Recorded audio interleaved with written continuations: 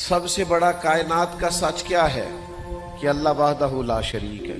یہ کائنات کی سب سے بڑی صداقت ہے، سب سے بڑی حقیقت ہے، سب سے بڑا کائنات کا یہ ضابطہ ہے کہ اس مخلوق کا خالق، مالک، رازق اللہ ہے۔ لیکن اللہ کہتا ہے ادعو الی سبیل ربک بالحکمہ، کسی کو اللہ کی طرف بھی بلاؤ نا تو حکمت کے ساتھ بلاؤ، اللہ کے رستے کی بھی دعوت دو تو دانائی کے ساتھ دو، لوگوں کو اللہ کی جانب بھی بلاؤ تو تم معاملہ فہم بن کے بلاؤ۔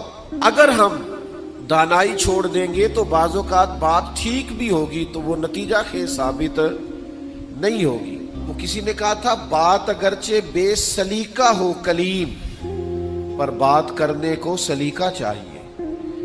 آپ سلیقے سے بات کریں، معاملہ پھر دیکھیں نا، نبی پاک صلی اللہ علیہ وسلم نے فرمایا اپنی اولاد کی بھی عزت کرو۔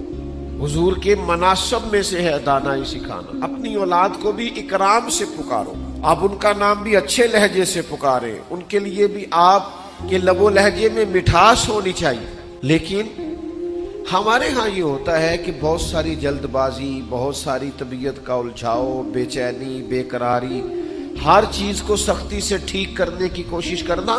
ہوتی ہیں بعض چیزیں بھی سختی سے ٹھیک، لیکن ساری چیزیں سختی سے ٹھیک نہیں ہوتی۔ آپ نہایت معاملہ فہمی کے ساتھ، نہایت تدبر کے ساتھ حضور لوگوں کو دین کی طرف بلاتے تو بڑے کمال انداز میں سرکار دعوت دیتے، اللہ کا پیغام دیتے تو اس میں اتنی مٹھاس ہوتی کہ دلوں میں بات گھر کر جاتی۔ کچھ لوگ کہتے ہیں جی، وہ ان کا اپنا فلسفہ ہے، کہتے ہیں جی میں چونکہ سچا ہوں اس لیے کڑوا ہوں، میں چونکہ سچ بولتا ہوں تو سچ کڑوا ہوتا ہے، تو لہذا اس لیے میں لوگوں کو اچھا نہیں لگتا۔ تو میں ان سے کہا کرتا ہوں بھائی سچ نہیں کڑوا، آپ کا لہجہ کڑوا ہے۔ کائنات میں سب سے زیادہ سچ مدینے والے محبوب نے بولا ہے، اور اتنا میٹھا کر کے بولا ہے، اتنا پیارا کر کے بولا ہے کہ حضور سچ بولتے جاتے تھے اور سچ دلوں میں اترتا چلا جاتا تھا۔